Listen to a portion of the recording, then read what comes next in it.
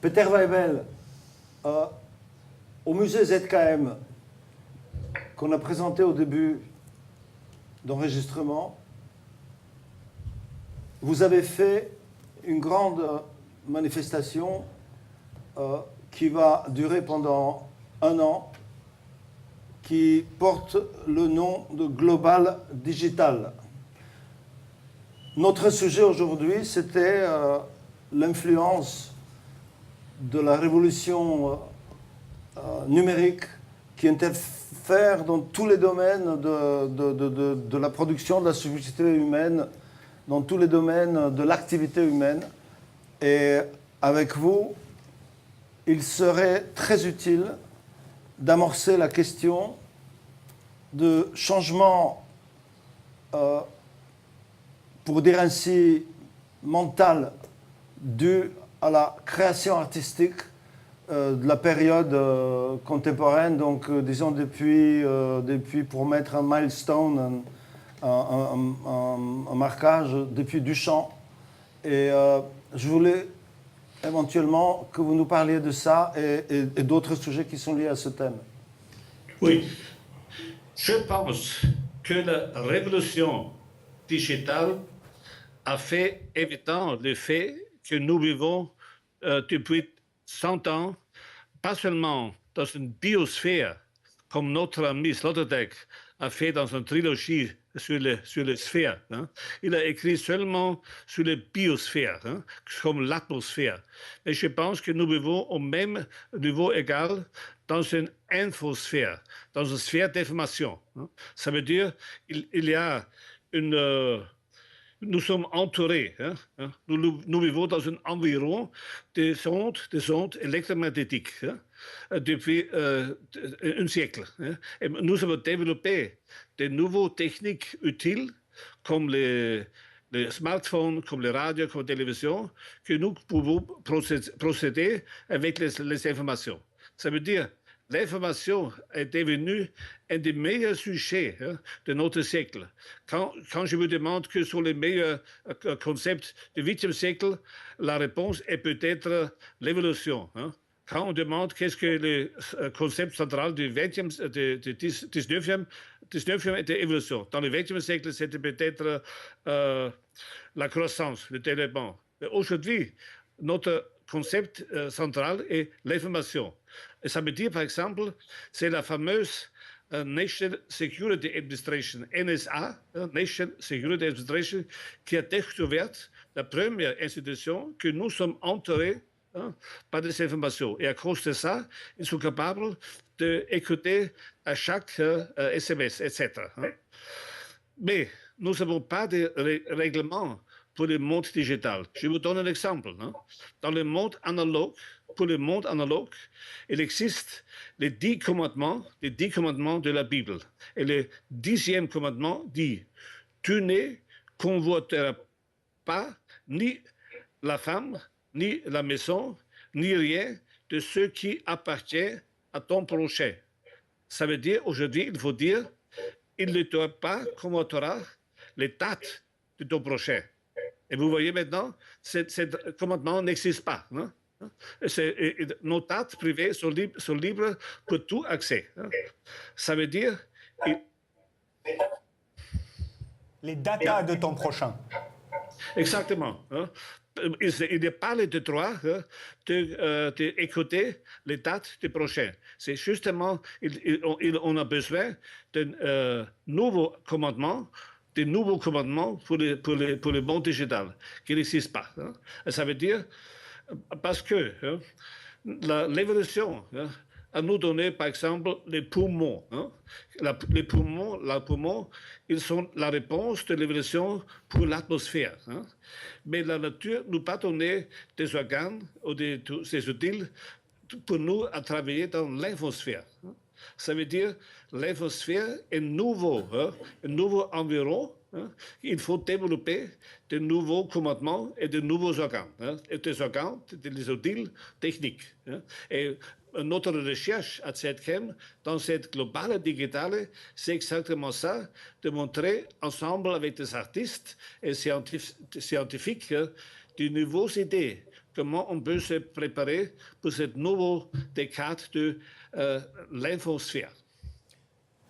Mais la question que je voudrais te poser, Peter, c'est est-ce que c'est à l'art, parce qu'après tout, le ZKM est un espace d'art, vous dirigez un espace d'art. Est-ce que c'est à l'art de chercher une réglementation de ce que vous appelez l'information, de la circulation de l'information ou des data? Est-ce que c'est à l'art de le faire ou est-ce que l'art, après tout, et je crois que c'est vrai pour le ZKM, est-ce que l'art ne profite pas aujourd'hui de ce vide de ce vide en termes de réglementation autour du data?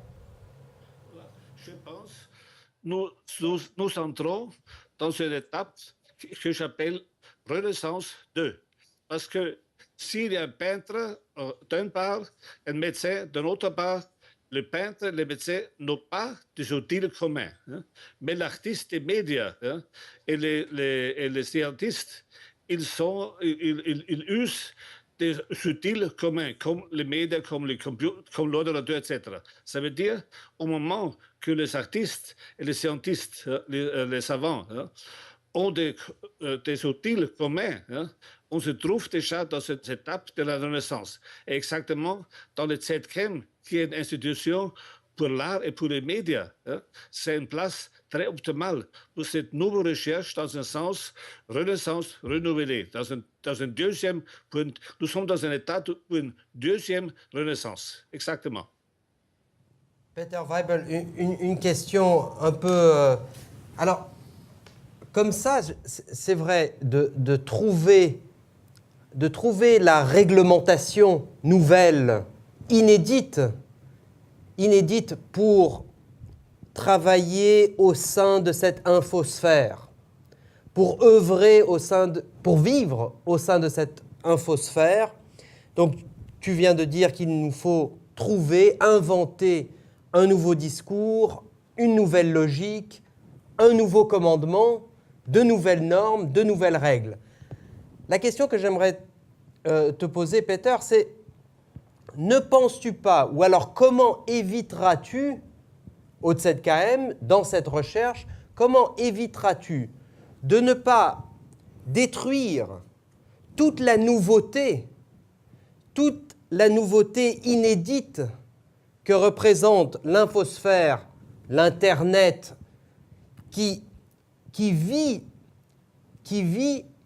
sa nouveauté en n'ayant aucune règle, en n'ayant plus du tout de rapport aux règles. L'Internet est un lieu incroyable parce qu'il est hors règle, hors loi.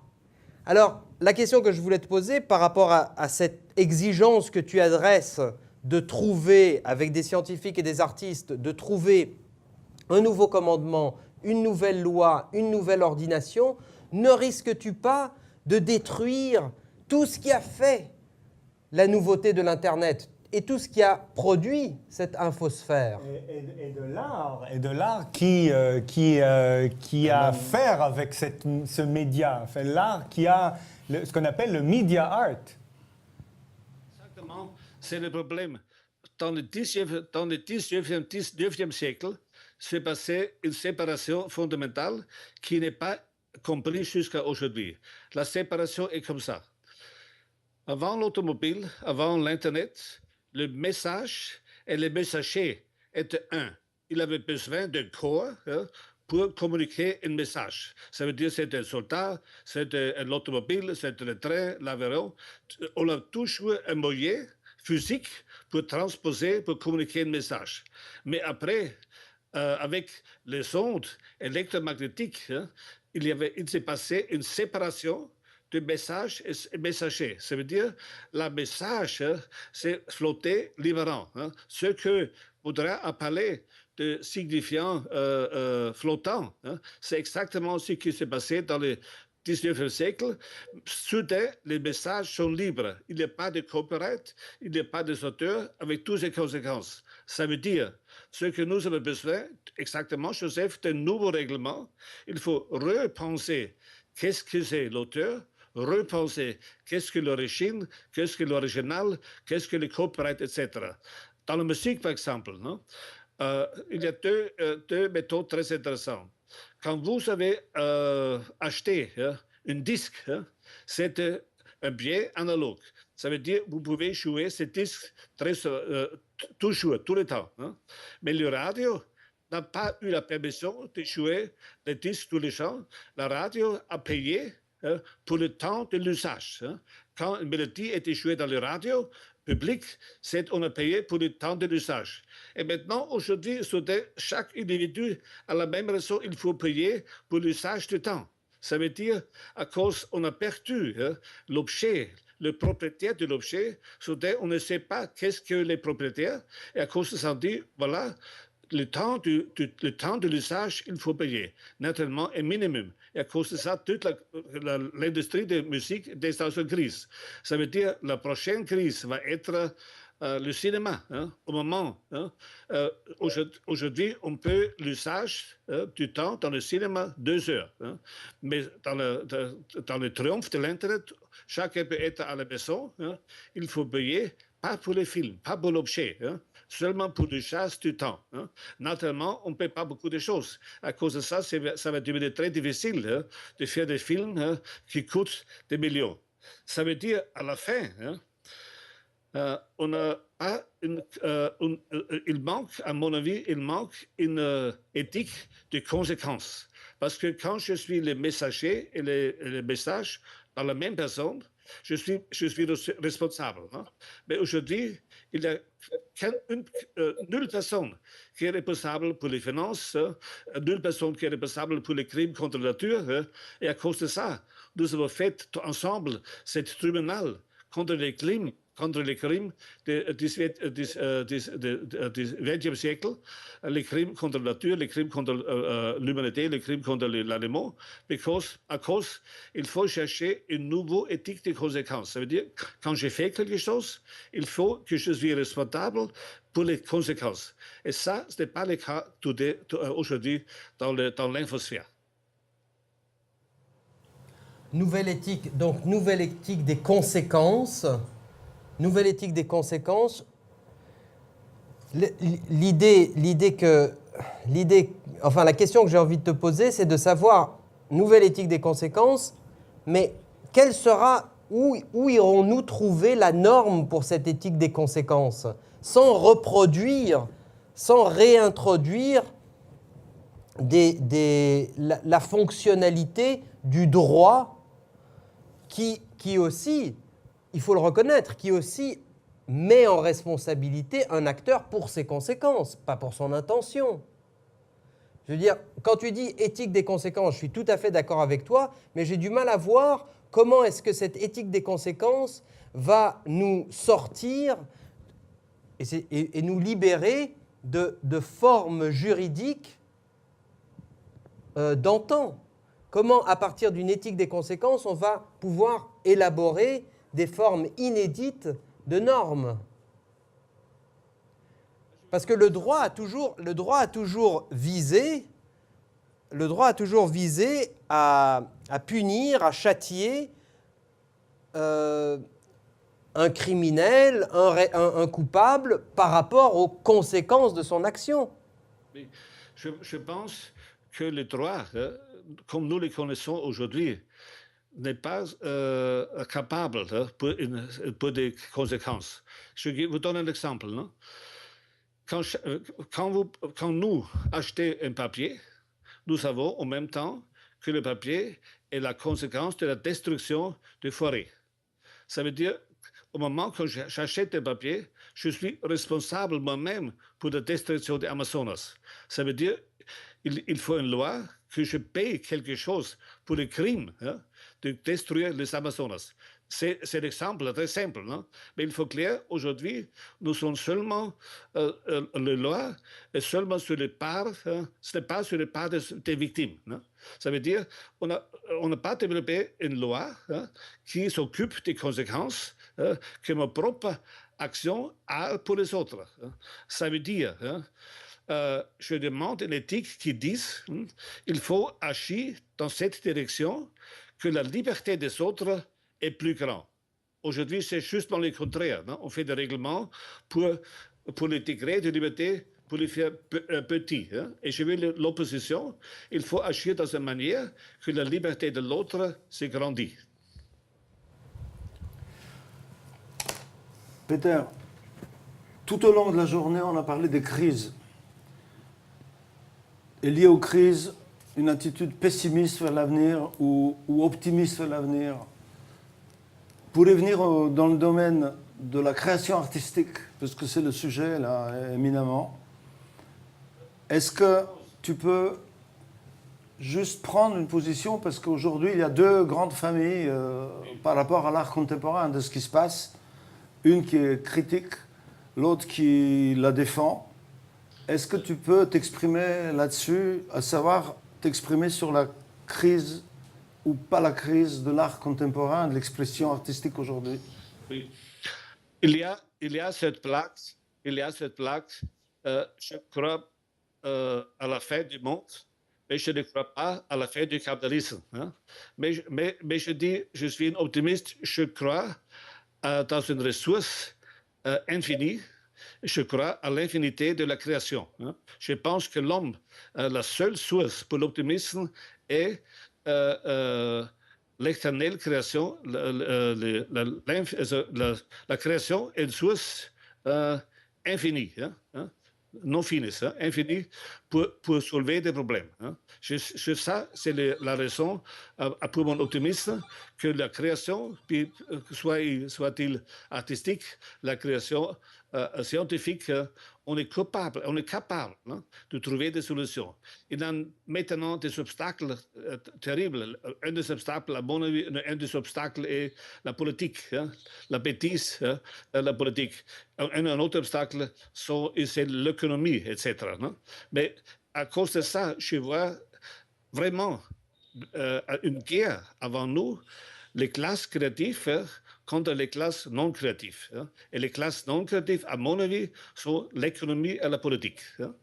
Et au moment, les classes créatives sont soumises. Hein, mais la crise commence à devenir plus et plus dangereuse et il va exister une turning point. Hein, une turning point que les classes créatives gagnent contre les classes non créatives.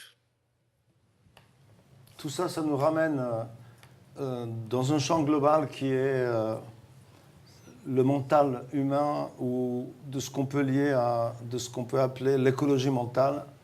Et la journée d'aujourd'hui, ce n'est qu'un début. On va continuer là-dessus. Je te remercie là, pour ton intervention. Et on continue avec nos inquiétudes pessimistes et avec nos espoirs optimistes. Merci. Il faut répéter la question. Pas de questions. Ah oui. Merci, Peter. Ah voilà. Merci beaucoup. Merci. Merci. Jusqu'à la prochaine. Merci beaucoup. Merci beaucoup.